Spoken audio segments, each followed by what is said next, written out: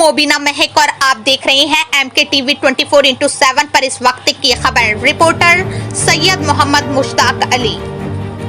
फिलिस्तीन एक देश।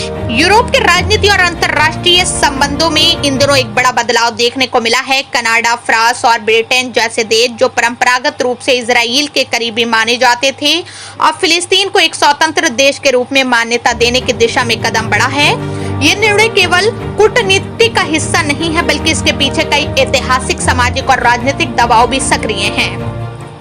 लंबे समय तक इजराइल के पक्ष में खड़े रहने वाले ये देश आज ये मान रहे हैं कि गाजा में जारी संघर्ष ने न केवल मानवाधिकार का गहरा संकट खड़ा किया है, बल्कि उनकी अपनी जनता के बीच भी नाराजगी और असंतोष को जन्म दिया है। यूरोप और कनाडा में नई पीढ़ी, सोशल मीडिया और स्वतंत्र एजेंसियां लगातार आवाज उठा रही हैं कि गाजा में जो कुछ हो रहा है वो केवल सैन्य कार्रवाई नहीं, बल्कि एक भयानक मानवीय त्रासदी है।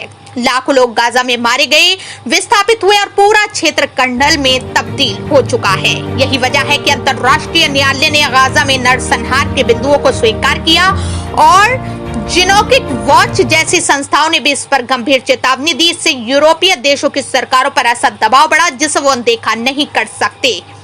खासकर ब्रितानी युवा, फ्रांसीसी समाज और कनाडा की बहुसांस्कृतिक आबादी ने खुले तौर पर अपनी सरकारों से फिलिस्तीन को मान्यता देने की मांग की। इसके उलट अरब देशों की स्थिति अब भी अलग है। वो किसी ठोस कदम को उठाने से बच रहे हैं और अधिकतर अपनी सुरक्षा को लेकर चिंतित नजर आ रहे हैं। खासकर दोहा में इजरायली हमले के बाद अरब देशों ने अपना ध्यान पूरी तरह अपने बचाव पर केंद्रित कर लिया है। राजशाही व्यवस्था वाले देश अपनी सत्ता की स्थिरता और शासन के निरंतरता को प्राथमिकता देते हैं। इन देशों को चिंता ज्यादा इस बात पर रहती है कि कहीं उनकी आंतरिक स्थिरता डगमगा ना जाए।